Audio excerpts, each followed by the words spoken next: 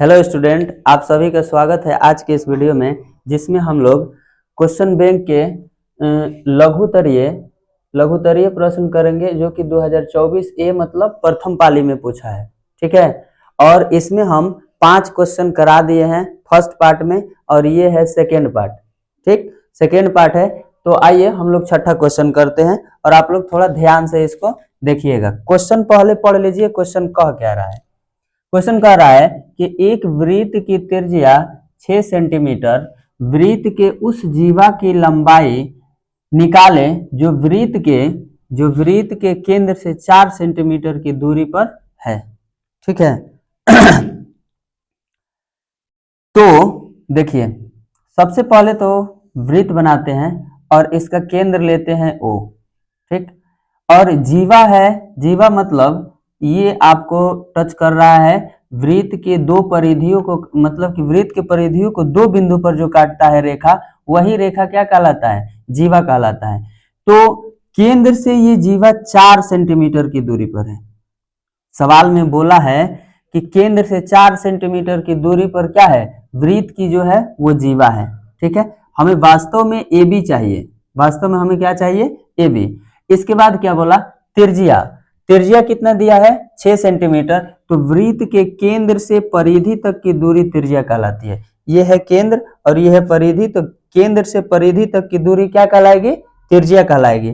तो इसका मान दिया है हम लोगों को 6 सेंटीमीटर। 6 सेंटीमीटर। ठीक है, तो यहाँ पर अगर आप ध्यान से देखें तो ये बन गया समकोण त्रिभुज। समकोण त्रिभुज बन गया। समकोण त्रिभुज, तो समकोण के सामने वाला जो होता है वो होता है कर्ण। इसके बाद हम थीटा अगर यहां मानते हैं तो ये हो जाएगा लंब और नीचे वाला क्या होगा? आधार। ठीक है, इस बिंदु का नाम हम लोग देते हैं P। हम पहले AP निकालेंगे, फिर इसी को दोगुना कर देंगे तो पूरा AB निकल जाएगा। तो पहले हम AP निकालते हैं पाइथागोरस परिमेय से। पाइथागोरस परिमेय क्या कहता है? हल पाइथागोरस परिमेय कहता है, चलिए पहले हम लोग इसका मान लिख लेते हैं कि हमें AO का मान दिया है 6 सेंटीमीटर। इसके बाद PO का मान दिया है 4 सेंटीमीटर और AP का मान नहीं दिया है, यही निकालना है पाइथागोरस परिमेय से।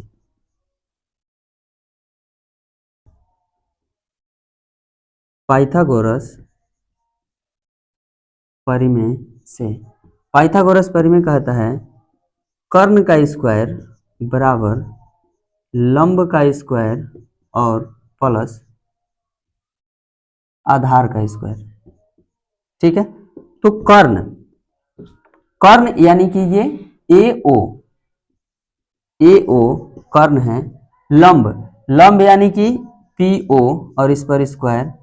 आधार यानी कि AP।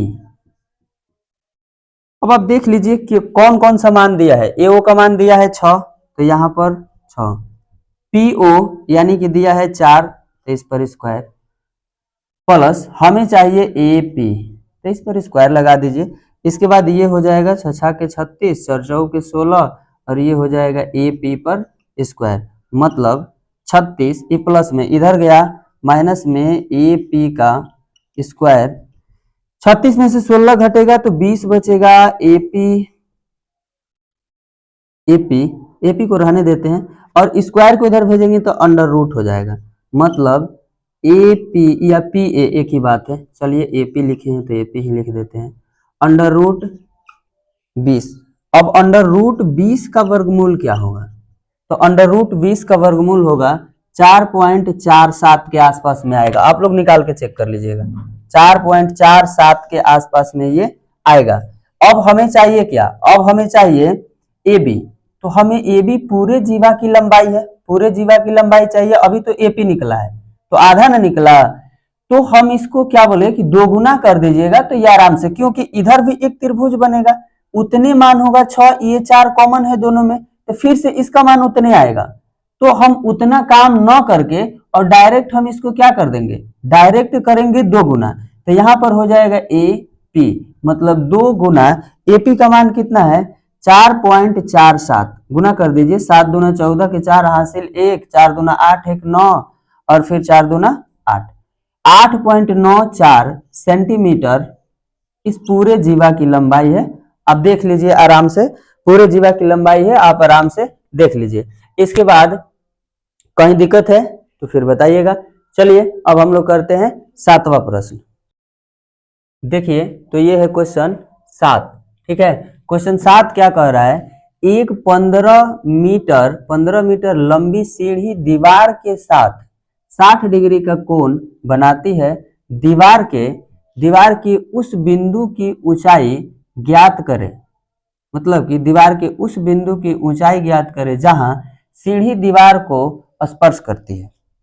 ठीक है, दीवार क्या चीज पर, सबसे पहले तो ये जानना जरूरी है कि दीवार क्या चीज पर खड़ा होता है। दीवार जो है वो भूमि पर खड़ा होता है, तो हम पहले भूमि ऐसे मान लेते हैं कि ये है भूमि। इसके बाद ये है दीवार, और सीढ़ी का एक सिरा दीवार पर भूमि पर होगा और दूसरा सिरा कहाँ होगा, दीवार से सटेगा। तो ऐसे सीढ़ी होगा, और सीढ़ी की लंबाई हमें दिया है कितना, 15 मीटर। दीवार के साथ ये 60 डिग्री का कोण बनाती है। दीवार के साथ जो है वो सीढ़ी 60 डिग्री का कोण बनाती है। और यहाँ पर आपको समझ आ रहा है कि यहाँ पर 90 डिग्री बना, मतलब ये समकोण त्रिभुज है। ठीक, अगर समकोण त्रिभुज है तो आपको ऐसा दिखना चाहिए कि ये है कर्ण, और न्यून कोण के सामने वाला होता है लंब, और ये होता है आधार। पहले हम आपको लिख कर दिखा देते हैं। ये है कर्ण, ये है लंब, ठीक है, ये है लंब और ये है आधार। इस कोण के आधार पर, ठीक है, इसका एक दूसरा भी नियम होता है, हम पहले आप लोगों को ऐसे बता देते हैं, इसके बाद फिर वैसे बता देंगे। आप चाहे तो दोनों नियम से बना सकते हैं, कोई दिक्कत नहीं है। हमें चाहिए क्या, वो देखना जरूरी है। हमें चाहिए आधार, ठीक है, हमें चाहिए आधार, दिया है कर्ण। तो कर्ण और आधार का कॉम्बिनेशन किस में होता है, कौन से त्रिकोणमितीय अनुपात में कर्ण और आधार का कॉम्बिनेशन होता है, साइन का क्या होता है, साइन का होता है P/H, मतलब लंब बाय कर्ण। ठीक है, साइन का लंब बाय कर्ण, और आधार का क्या होता है, मतलब कि कोस का होता है आधार बटे कर्ण। तो देखिए आधार बटे कर्ण, थीटा के अनुसार ये लंब है। आपको पता होना चाहिए कि लंब और आधार समकोण त्रिभुज में बदलता है, अन्यथा कर्ण कभी नहीं बदलेगा। कर्ण त्रिभुज की सबसे बड़ी भुजा होता है, और कर्ण कभी बदलता नहीं है, खाली लंब और क्या बदलता है, आधार बदलता है। ठीक है, तो थीटा के अनुसार अगर यही थीटा यहां पर होता तो ये लंब होता और ये आधार होता, क्योंकि न्यून कोण के सामने वाला अब हो जाता क्या, न्यून कोण के सामने वाला लंब हो जाता और ये क्या हो जाता, आधार हो जाता। तो हमें कोस थीटा लेना पड़ेगा, हम इसका नाम दे देते हैं ए, बी और सी। यहां लिखिए हल, समकोण त्रिभुज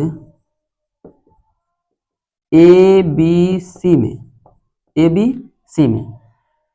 तो हमें चाहिए कॉस थीटा हम लेंगे, क्योंकि कॉस थीटा होता है आधार बटे कर्ण, जिसको आप ऐसे भी बोल सकते हैं B/H।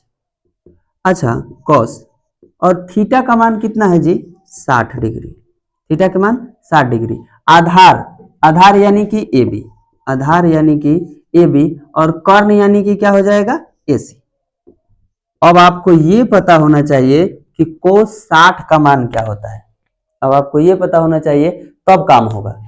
कोस 60 का मान क्या होता है, तो अगर आपको साइन 30 का मान पता है, देखिए साइन 0 डिग्री के मान 0 होता है, और साइन 30 का मान कितना होता है, 1/2, और यही साइन 30 वाला मान उठ के कहाँ चला जाता है, 60 में। ठीक है, तो साइन 60, यही साइन 60 वाला मान साइन 30 वाला मान कोस 60 में जाता है, और साइन 60 का मान फिर उठ के कहाँ आता है, 30 में।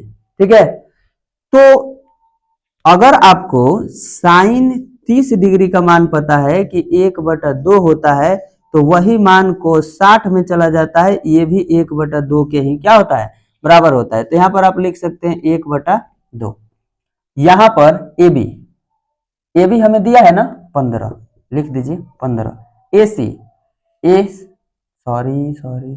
ए बी का मान तो नहीं दिया है, ए बी ही हमें निकालना है, ए बी हमें निकालना है, और AC हमें दिया है कितना 15। अब इसको गुना कर दीजिए, ये हो जाएगा 2AB और 1 गुना 15, 1 गुना 15 तो 15। यहाँ से AB 15 और ये गुना में है, AB के साथ 2 गुना में है, बराबर किधर जाएगा भाग में। अब आप भाग दे दीजिए, तो 15 के आधा कितना जी 7.5। हाँ 15 के आधा 7.5 होता है। ठीक है, आप भाग दे करके चेक कर लीजिएगा, हमें पता है।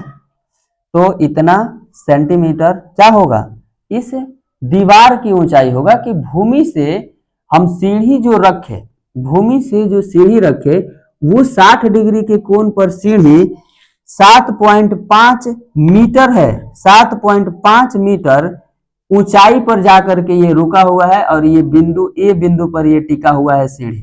ठीक है, यानी इसका ऊंचाई 7.5 मीटर है। ठीक, आप देख लीजिए, अगर कहीं प्रॉब्लम है तो बोलिए।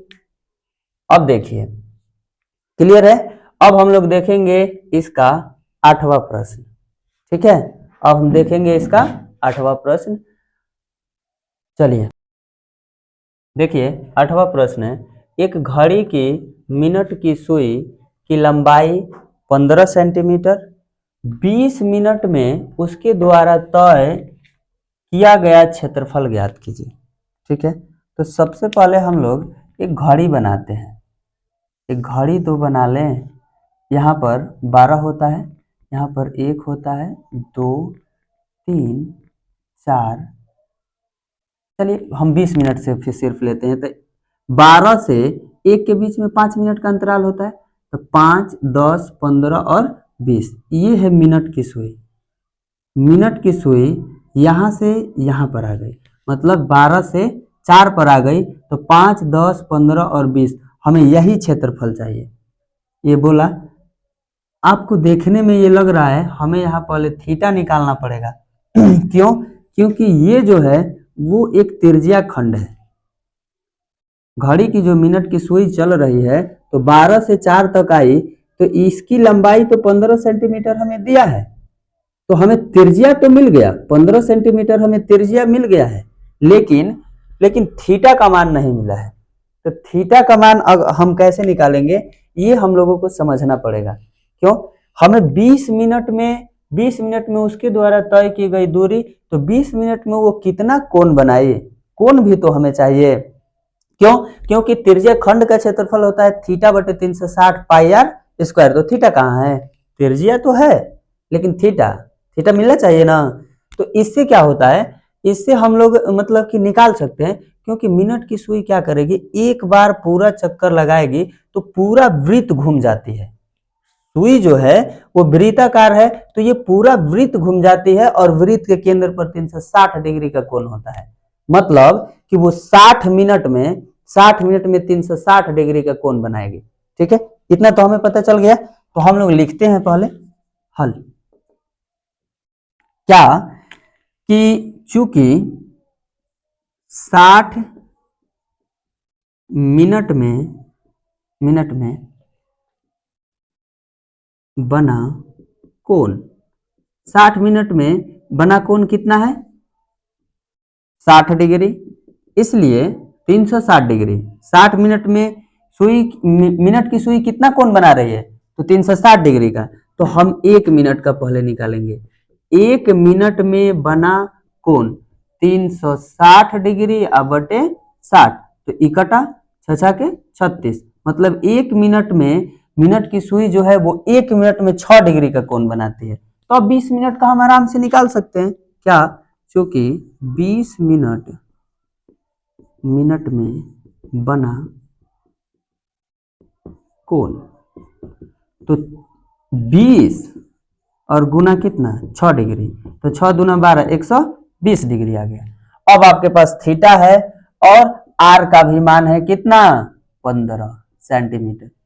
तो अब आप कह सकते हैं त्रिज्या खंड बोल दीजिए, त्रिज्या खंड बोल सकते हैं। क्या, त्रिज्या खंड का क्षेत्रफल, त्रिज्या खंड का क्षेत्रफल होता है थीटा बटे 360 पाई आर स्क्वायर। ठीक है, त्रिज्या खंड का क्षेत्रफल थीटा बटे 360 पाई आर स्क्वायर। तो थीटा का मान कितना है जी?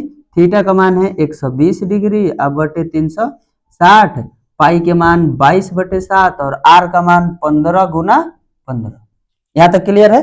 थीटा का मान 120 डिग्री और 3/360, पाई के मान 22/7 और आर का मान 15 गुना 15, क्योंकि आर का मान कितना है 15, तो 2 बार लिखेंगे, आर स्क्वायर है तो।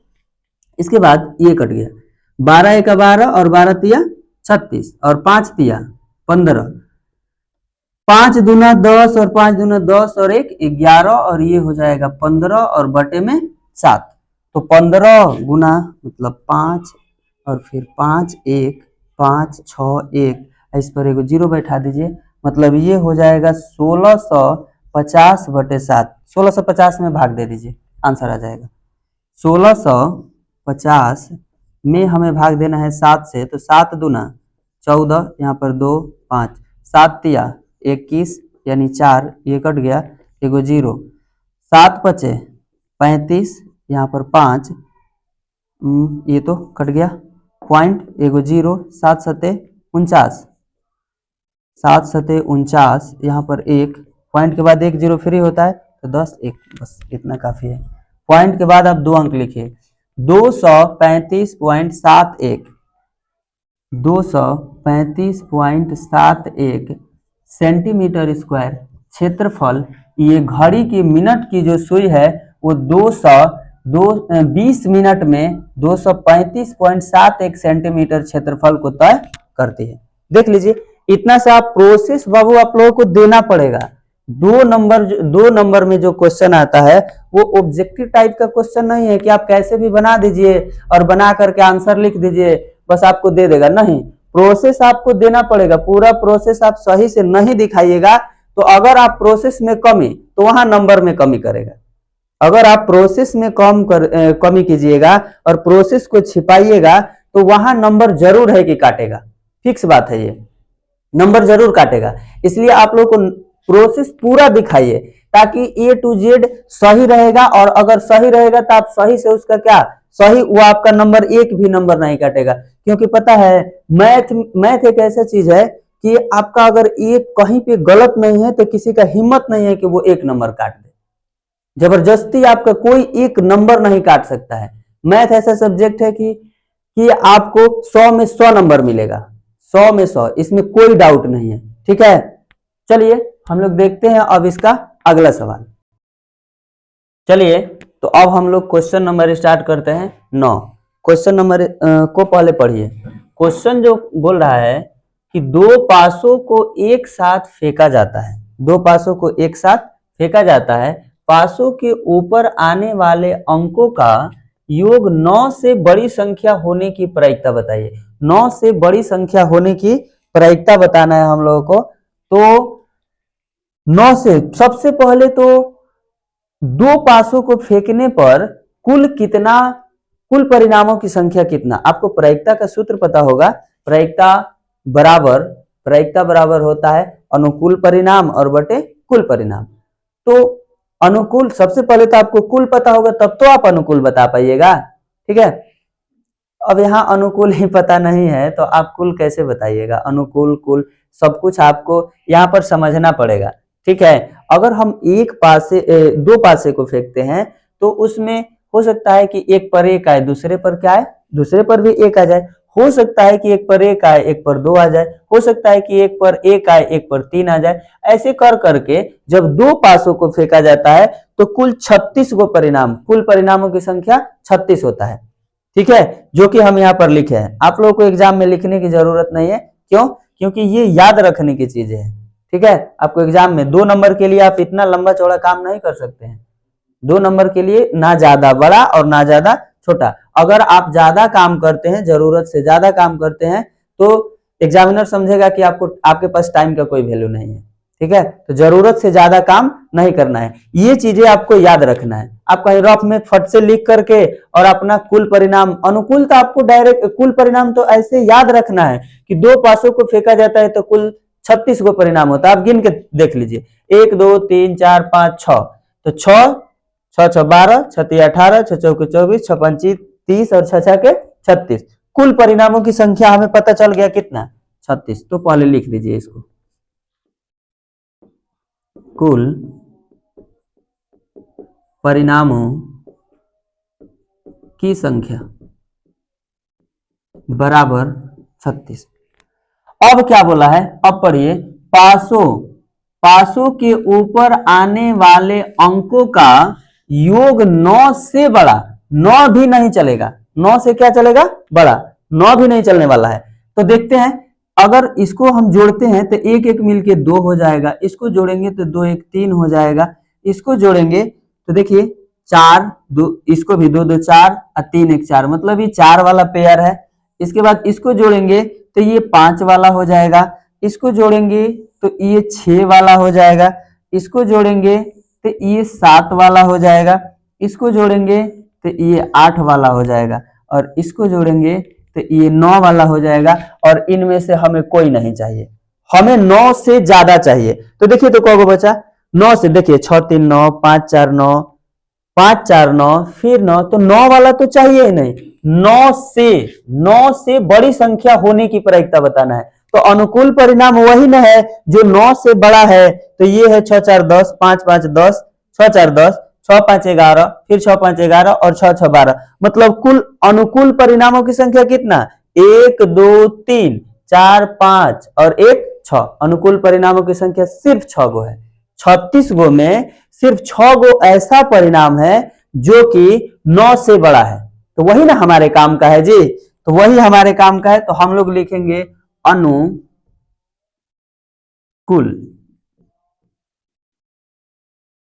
परिणामों की संख्या बराबर 6। हम कहेंगे प्रायिकता को प्रोबेबिलिटी बोला जाता है और इसको हम P से सूचित करते हैं, ठीक है।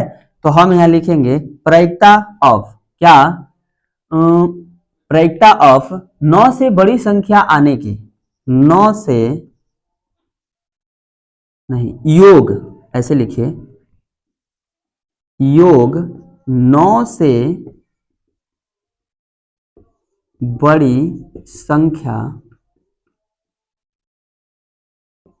आने की क्या प्रायिकता। देखिए इसको ऐसे पढ़ा जाता है, पहले ब्रैकेट वाला हम लोग पढ़ते हैं, योग 9 से बड़ी संख्या आने की प्रायिकता, योग 9 से बड़ी संख्या आने की क्या प्रायिकता बराबर अनुकूल परिणामों की संख्या और बटे कुल परिणामों की संख्या।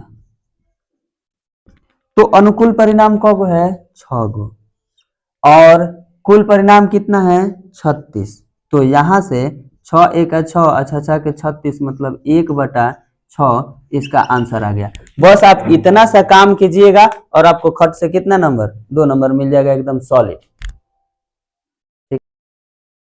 देखिए अब हम लोग करते हैं 10वां प्रश्न, ठीक है। प्रश्न क्या कह रहा है, पहले हम लोग उसको पढ़ते हैं, ठीक। प्रश्न कह रहा है के किस मान के लिए समीकरण के एक्स प्लस वाई बराबर 1 और के प्लस वन इंटू एक्स और इसके बाद +2y बराबर 3 का कोई हल नहीं है। सबसे पहले तो आपको ये पता होना चाहिए कि कब हल होता है और कब हल नहीं होता है, समीकरण का कब हल होगा और कब हल नहीं होगा। तो अगर नहीं पता होगा तो ध्यान से देखिए, हम थोड़ा सा बता देते हैं। सॉरी, पहले तो आपको ये पता होना चाहिए कि जब दो रेखा प्रतिच्छेदी होता है तो यहाँ पर एक हल होगा, एक हल। इसके बाद समांतर होता है तो कोई हल नहीं। इसके बाद संपाती होता है तो अनेक हल होता है, अनेक हल। याद रखने का एकदम सिंपल तरीका है, याद रखने का एकदम सिंपल तरीका है। आप देखिए यहां पर दोनों ग्राफ जो है, ग्राफ दोनों रेखा एक बिंदु पर प्रतिच्छेद करता है तो एक हल। यहां पर कहीं दूर दूर ही भाग जा रहा है, कहीं प्रतिच्छेद ही नहीं कर रहा है तो एक भी बिंदु कॉमन नहीं है, कॉमन नहीं है तो क्या है, कोई हल नहीं। और इसमें अनेक बिंदु, एक के ऊपर एक मतलब सारे के सारे बिंदु मिल रहा है, तो मिल रहा है तो क्या है, अनेक हल होगा। ठीक है, अब इसका शर्त क्या है, शर्त ये है, शर्त ये है कि आप कह सकते हैं इसमें होता है a1 बटे a2 is not equal b1 बटे b2, और इसमें होगा a1 बटे a2 इक्वल टू b1 बटे b2 और इज नॉट इक्वल होता है c1 बटे c2। ठीक है, और इसके लिए होता है a1 बटे a2 इक्वल टू b1 बटे b2 और इक्वल टू c1 बटे c2। ठीक है, तो ये है इनके शर्त, और हमें चाहिए ये वाला शर्त। देखिए कोई हल नहीं, हमें बोला है कि इतना इतना समीकरण का कोई हल नहीं होगा के किस मान के लिए, तो हमें के का मान निकालना है। ठीक है, हम यहां से शुरू करते हैं। हम सबसे पहले क्या लिखेंगे, हम लोग सबसे पहले लिखेंगे x के साथ जो गुना में होता है वो a1 का मान होता है, और यहाँ पर दिया है k। y के साथ जो गुना में होता है वो b, फर्स्ट समीकरण में b का मान 1 है, और c का मान आपके पास क्या है, 1 है, क्योंकि y के साथ कुछ नहीं तो 1 है, तो 1, और c1 का मान भी 1 स्पष्ट दिया है। यहाँ पर देखिए इसके साथ x के साथ जो गुना में है, तो सेकेंड समीकरण में a2 का मान है k और प्लस में 1, और b2 का मान क्या है सेकेंड समीकरण में 2 है, और c2 का मान क्या है हमारे पास 3 है। ठीक है, अब कोई हल नहीं का शर्त क्या है, a1 बटे a2 इक्वल टू b1 बटे b2 और इज नॉट इक्वल c1 बटे c2। ठीक है, तो लिखते हैं a1 बटे a2 इक्वल टू b1 बटे b2 और इज नॉट इक्वल है c1 बटे c2। अब मान रख दीजिए a1 बटे a2 का मान है k, a1 का मान है k और a2 का मान है k प्लस 1, b1 का मान है 1 और b2 का मान है 2, और यहाँ पर इज नॉट इक्वल c1 का मान है 1 और c2 का मान है 3। तो भाई ये हमें नहीं चलेगा, क्यों, क्योंकि बराबर में जो है इन्हीं दोनों की तुलना करके और हम k का मान निकाल लेंगे, काम हो जाएगा। शर्त तो हम वही लगाए, लेकिन ये वाला हमें नहीं रखना है। ठीक है, क्योंकि हमें k का मान चाहिए, और k का मान इज नॉट इक्वल में हम क्यों रखेंगे, k का मान हमें इज नॉट इक्वल वाला में लेना ही नहीं है, तो आप इसको लिखवे मत कीजिएगा। ठीक है, यही दोनों को बराबर में रखिएगा और रख करके काम आप कर लीजिएगा। ठीक है, हमें k का मान चाहिए, तो समीकरण में हम k का मान निकालेंगे, यहां से हो जाएगा, कुछ और दिया है क्या, kx प्लस वाई और इधर, ठीक है करते हैं गुना, ये हो जाएगा b1 b2। सवाल तो सही है ना, रुकिए 1 मिनट हम चेक करते हैं सवाल सही है कि नहीं। सवाल तो सही होना चाहिए।